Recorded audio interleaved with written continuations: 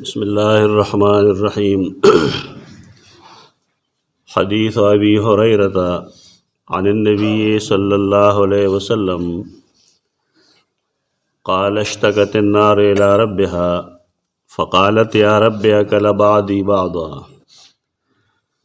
फ़अज़िन लहा बिनफ़सैनि नफ़सिन फ़िश्शिताइ व नफ़सिन फ़िस्सैफ़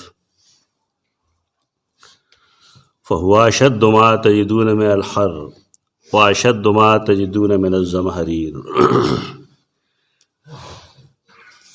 दा जोड़ हदीस दे 359 और मख के 2 बाब सरे ताल्लुक़ दे दा पातशे हो मियस के द जहन्नम द गर्मे और द जहन्नम द यखने ज़िक्र एको और तशबीह मतलब एदाओ कि ज़मूंग दा गर्मी और ज़मूंग दा सर्जी दा शान गर्मे सर्जे जहन्नम के हम दी।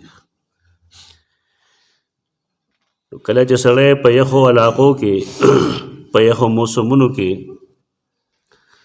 गुजारा निशी कोले बाहर निशी गर्जे दे रा गर्जे दे के यो सड़े अल्लाह देने की जहन्नम तलड़शी और ज़महरीर तलड़शी देवाल तस गुजारो की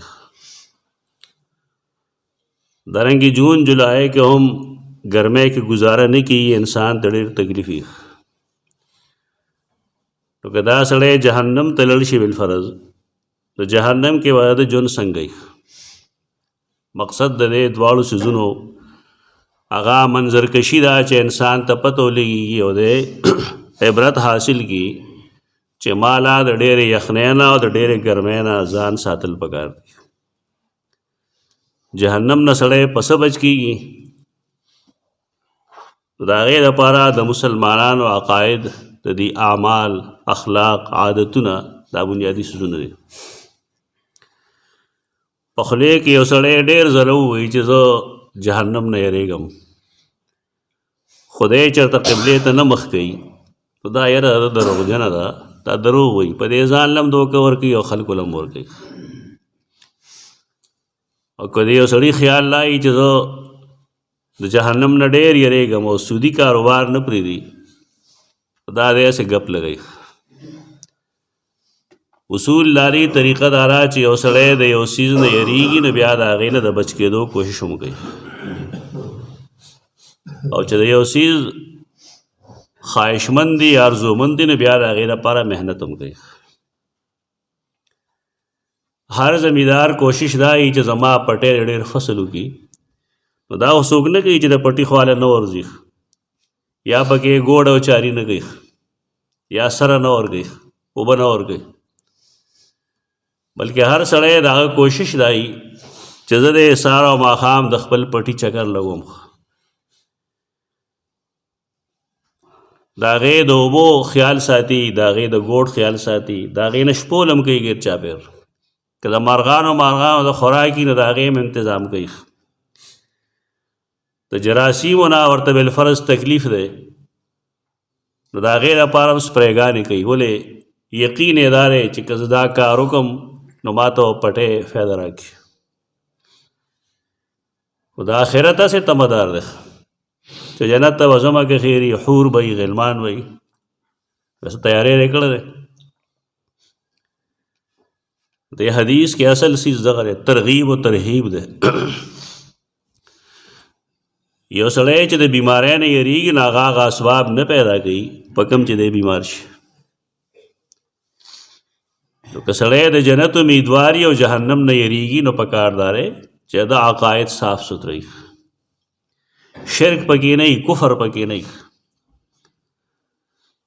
इबादतु ना कई और नबी करीम सल्लल्लाहु अलैहि वसल्लम पर तरीक़ा गई दबल चाह तरीक़े बगे नश मेरी जरा प्लान के अदा से कई प्लान अदा से गई मामलातों की रिश्तिन वाली मिलावट नहीं दरोग नहीं कम नाप तोल नहीं अखलाकियात समी कंजले न कई बदरत न वही जान द चानल वे न गणी दा रिक्वायरमेंट्स दी आगा ज़रूरत न दी चला जन्नत तरतलो द पारा और जहन्नम न द बच के दो द पारा ज़रूरी दी खुदे सरा सरा योबल सीज़ दे अगेद दा अल्लाह रहमत वही د الله رحمت پاغه چا باندې کیږي چې هغې د نیکۍ څه کار کړي. حدیث کې راځي یو سړی یوازې د خپل عمل په بنیاد باندې جنت ته نشي تللی تر کومې چې الله په هغه رحم نه کړی. دا ټول لوی سبب دی. نو رحم یې په چا کېږي؟ په هغه چا چې هغه د نیکۍ څه کار کړي. صحابه کرام وایي چې ولا انت یا رسول الله، اے د الله رسوله تاسو هم نشئ تللی تر کومې چې الله خپل فضل نه کړی. هغه وی او زم نشم تللی الا ان یتغمدنی الله برحمته، تر کومې چې زه الله په خپل رحمت کې نه یم نغښتی. دا امید خو ډېر ښه امید دی، آرزو ډېره ښه آرزو ده، لیکن د هغې لپاره تیاری نشته. تیاری کول پکار دي. یرول اصل نه دی مطلب چې هسې تا ته وایي بو دې خوري دی. جهنم ته سړی په دې وجه ځي چې شرک کوي یا کفر کوي یا بدعات کوي، هغه نافرمانی کوي، بېدینۍ پکې، جهنم ته ځي. او جنت ته سړی تش په نوم نه ځي چې زه مسلمان یم، هغې دپاره عامل الصالحات قرآن ویلی، سم عقاید، درست عقیدې.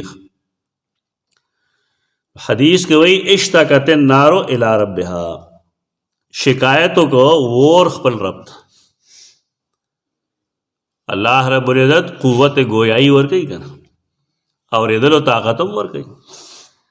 لکه ځمکه زمونږ په خیال باندې مړه ده، لیکن قرآن فرمایي واذنت لربها وحقت. قیامت پر ورځ به الله دې ځمکې ته څه حکم وکړي نو دا به د رب خبره واوري او به یې مني، او د دې حق دی چې دا به یې مني. نو حکم به دا وي چې تا کې دننه څومره خزانې دي راوباسه. اوس خو ورپسې موږ منډې وکړو که نه، دا به ټولې روځي. خلق به وایي چې دې ځمکې له چلو شو، موږ به ډریلنګ کوو تیل به نه راوتل، پلانی کار به م کوو تیل به نه راوتل، دا شی به نه راوتل، په خپله راوبتل. خو د الله قدرتونه دا دي چې هغه څه شي ته وینا وکړي نو هغه کار هغه کوي. هغې ته د مجبورۍ حکم وایي. د انسان او شیاطین دي که نه، دا ډېر بدتمیزه دي. دیره لږ غونده اختیار ورکړی چې ستا خوښه ده که د سهار مونځ وکړو نه ښه وایي. دا اختیار ورکړی، مجبوره کړی نه دی.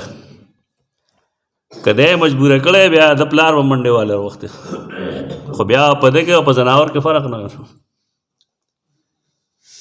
الله صاحب اختیار کړي وو، اختیار یې را کړی دی چې دا لار خوښی او که دا لار خوښی. خو د هغې نه مونږ فایده دا واخسته چې الله ته برندي وو چې نه نه زه ځناور خومه، مجبوره کړې به ده. دا د انسان کرامت دی. الله انسان له عزت ورکړی دی، دله اختیار ورکړی دی، یو اراده یې ورکړې ده.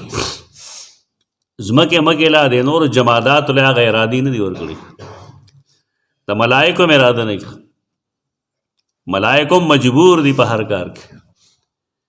انسانان او پیریان دا مجبور نه دي، دی له اختیار ورکړی دی چې ځان له یو لار خوښ کړي. چې انسان له اختیار ورکړي نو اوس هم چاله اختیار ورکړه. وایي دا دوه څیزونه دي، یو پکې ځان له واله او بل د روډ له ورکړه. نو بیا ته ګوره چا به اختیار څنګه چلی. که څوک تله د انصاف په لاس کې درکړه نو خپل ټټو او پردی اس په برابر کړي. اوس هم دا چل دی. دا انسان پوهېږي نه په دې څیزونو باندې چې ما له اختیار راکړه نو دې سړي ما له عزت راکړه.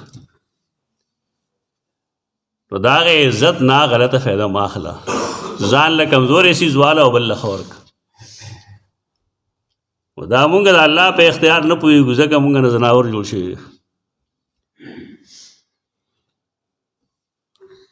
اور شکایت وکړو، اور خبرې کوي، اور د الله خبره هم مني.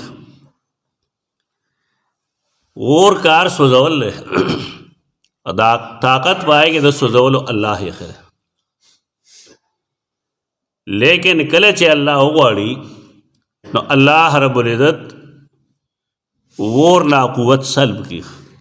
ابراہیم علیہ السلام اور ته غردول وکړه.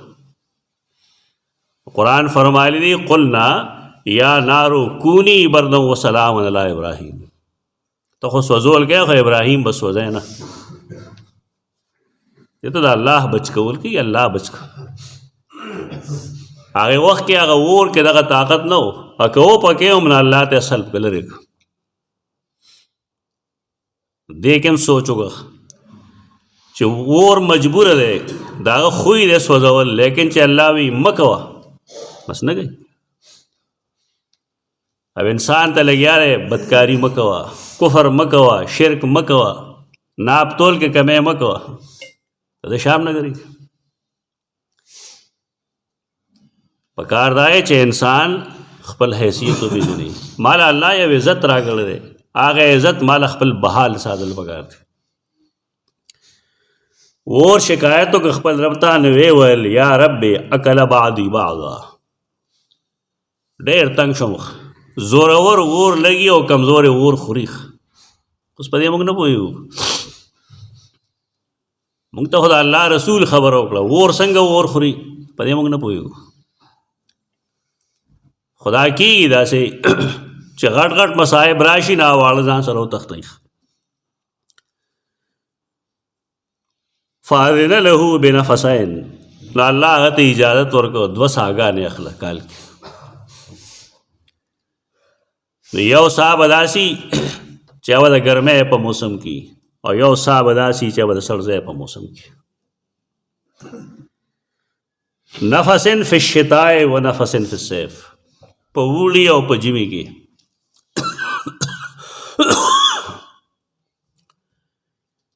بس خبره ختم شو. فهو اشد ما تجدون من الحر و اشد ما تجدون من الزمهریر. دا کومه ګرمي چې تاسو محسوسوئ د جهنم ګرمي د هغې نه ډېره ده، او دا کومه یخني چې تاسو محسوسوئ زمهریر د جهنم هغه طبقات دي چې ډېر یخ دي، د نقطه انجماد نه مخکته. لکه دې علاقو کې سړی کویټې ته لاړ شي بالفرض، مري ته لاړ شي. بعضې ملګري خبره کوي زموږ ډېر عجیب غریب مسلمانان دي، خوا کې جومات یې نو جومات ته ژمي کې نه ځي، ساړه را لکېږي. خو چې کله مري کې اور ورېدل شروع شي نو بیا سیاحان ځي، سیل له ځي. یو سوچ پکار دی. سوچ دا چې دی خو د جومات ته د یخنۍ د وجې نه ځي، حال دا چې په ده باندې مونځ فرض دی. خو دا د سیل لپاره دی په مري کې دې ورځو کې څه کوي، او دی سوات ته څه له ځي، او دی مدین ته څه له ځي، د دې لپاره چې دی هغه نظاره وویني چې دا یخني څنګه راځي. دا ظلم دی. پکار دا چې سړی خپلو مساجدو سره ښه تعلق وساتي. 5 وخته مونځ مسجد کې کوي او ګرمۍ یخنۍ ته نه ګوري. حدیث کې محض دغه ترغیب و او ترهیب و ترهیب یې ته وي او ترغیب شوق ته وي. د دې حدیث نه مسائل ګڼ پیدا کېږي. یو مسله هغه ده کومه چې مونږ وویله چې الله رب العزت هر چیز هغه سره خبرې کوي او کولی شي او خپل حکم پې مناولی شي. انسان له پیریان له اختیار ورکړی دی، دی د هغې استعمال غلط کوي، رف یوز کوي د هغې. بله دا هم معلومه شوه چې کله الله ورته ووایي چې دا کار مه کوه نو بیا هغه نه کوي، ورته وایي سوځول مه کوه نو بیا سوځول نه کوي. داسې دنیا کې ډېر شی راځي، یو سړی په سر ولګي روغ رمټي، ولې الله د هغه مرګ نه غواړي. یو سړی وایي په زړه به ولګي ګولی په زړه کې، لیکن هغه 10 شل 15 30 کاله ژوندی، ولې الله یې مرګ نه غواړي. دې نه معلومه شوه چې اسباب نه ژوند ورکوي او نه مرګ، ژوند او مرګ ورکوونکی الله دی. اسباب د هغې ذرایع دي. انسان با اسباب استعمالی او نتیجه به الله ته پرېږدي. بیمار شو نه علاج به کوي، دا به نه کوي چې الله مالک دی، الله سم مالک دی، که ته وی او که نه. خو ته به علاج کوي، خو دوایې کې اثر د ښه کېدو یا د نه ښه کېدو د الله دی. بله مسله دا معلومه شوه ابن حجر اسقلاني لیکلی دي چې دا قسمه احادیث دا کوم چې مونږ وایو د اور دا او د جنت دا او د جهنم دا د جمهور علماء کرامو دا اکثر مسلمانانو دا رائے نه بلکې عقیده ده چې جنت هم تیار دی او جهنم هم تیار دی دا مخکې نه تیار دی دا د احادیثو نه هم پته لګي او قرآن نه هم پته لګي یعنی د جوړولو ضرورت نشته خو جنت او جهنم د فنا لپاره نه دي په دې وجه چې کله قیامت راځي نو جنت او جهنم به نه فنا کېږي دا تیار دي لیکن دا فنا کېږي نه کوم شی چې پناه دپاره پیدا دی فنا کېدو دپاره او فنا کېږي جنت هم نه ختمیږي او جهنم هم نه ختمیږي او آخرت کې هم دا مسله د عقایدو کې شته دی چې چا شرک کړی دی او چا کفر کړی دی دی به ټول عمر جهنم کې کم خلق چې مؤمنان دي نیک اعمال یې کړي دي څه ګناهونه یې کړي ټیک دا دی بس مودې دپاره جهنم ته لاړ شي خو مسلمان د ابدالآباد دپاره جهنم کې نشي پاتې کېدی یو ورځ به داسې راځي چې دی به د جنت نه روزي د جهنم نه روزي تو جنت هم دائمی دی اکلها دائم وظلها د جنت میوې هم همیشه دي او د جنت سوري هم همیشه دي نو عقیده دارا چې جنت به نه فنا کېږي او جهنم به هم نه فنا کېږي د دې وجې نه کوم ژوند چې جنت کې ملاویږي یا جهنم کې نه هغه ژوند هم نه ختمیږي هغه نه ختمېدونکی ژوند دی دا ټول عقاید دې نه معلومیږي وجه دا ده چې که بالفرض اور موجود نه یعنې شکایت به یې څنګه کولی اشتکت النار الی ربها فعل ماضي ده اور موجود دی او مخکې تاسو دې کتاب کې حدیث اورېدلی دی چې رسول الله صلی الله علیه وسلم یو ځل لمونځ کو نو په لمونځ کې هغه لاس مخکې کړی نو صحابه کرامو تپوس کړی یا رسول الله تاسو خو نن څه کار وکړو هغه ویل یو ما ته الله جهنم ښولی نو کله کله به رسول الله صلی وسلم ته د هغې نظاره ښودلی کېده او یو داسې موقع هم راغلی ده چې الله خپل رسول معراج لبوتو معراج عروج برتلو ته وایي